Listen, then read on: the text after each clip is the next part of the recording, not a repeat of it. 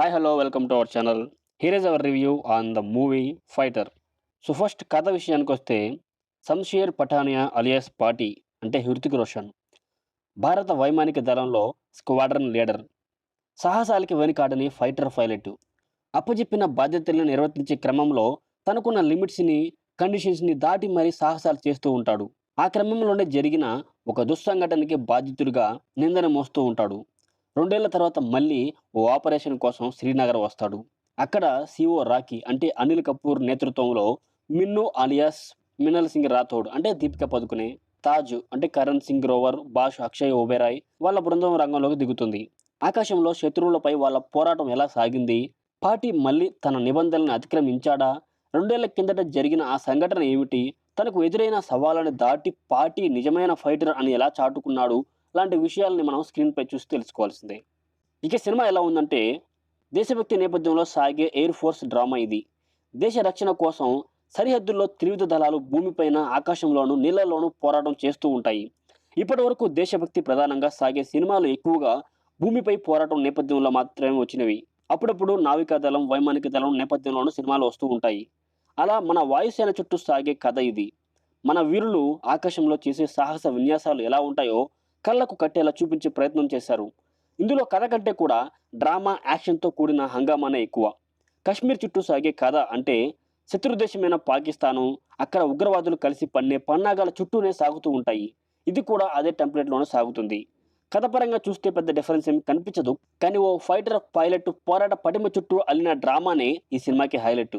వైమానిక దళం నేపథ్యంలో సాగే action scenes larger than life తరహాలో సాగుతూ ప్రేక్షకుల్ని అబ్బురపరుస్తాయి.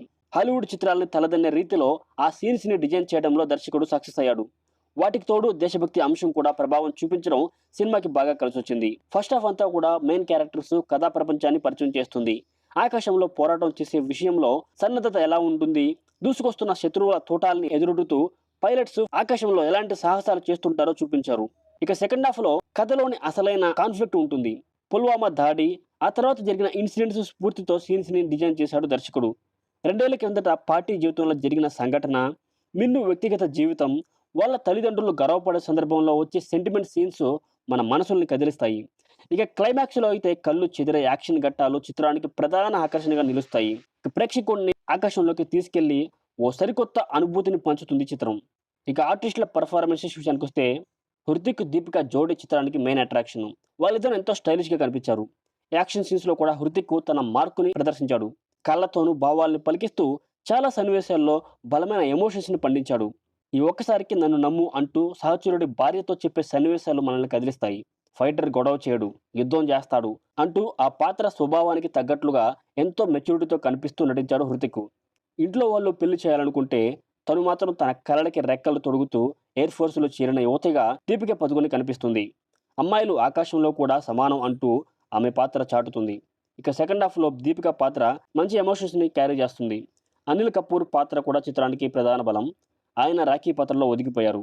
ఇక కరణ్ సింగ్ గ్రోవరు, అక్షయ్ ఓబెరాయి వీళ్ళంతా కూడా తదితరులు తమ పాత్రల పరిధి మేరకు నటించి మెప్పించారు. ఇక టెక్నికల్ డిపార్ట్మెంట్ విషయానికొచ్చేసరికి సినిమా టెక్నికల్‌గా చాలా రిచ్‌గా ఉంది. Sachit camera, Sanchit, Ankit background score, Vishal Shekhar songs కూడా సినిమాకి బాగా ప్లస్ అయ్యాయి. ఇక ప్రొడక్షన్ వాల్యూస్ కూడా చాలా రిచ్‌గా ఉన్నాయి. పఠాన్ లాంటి బ్లాక్ బస్టర్ తర్వాత సిద్ధార్థ్ ఆనంద్ నుంచి వచ్చిన చిత్రం ఇది. ఆ చిత్రానికి తగ్గట్లుగానే దీన్ని కూడా డిజైన్ చేశారు. యాక్షన్, బ్యాక్ డ్రాప్, విజువల్స్ పరంగా పర్వాలేదు. కానీ కథా కథనాల పరంగానే కొంచెం డిసప్పాయింట్ చేస్తాడు. తర్వాత ఏం జరుగుతుంది అనే ఇంట్రెస్ట్‌ని ఏమాత్రం కలిగించలేకపోయాడు దర్శకుడు. ఇక పాజిటివ్స్ విషయానికొస్తే story backdrop, action scenes, background score and Hrithik, దీపికల యాక్టింగ్. ఇక నెగెటివ్స్ విషయానికొస్తే no freshness in the story.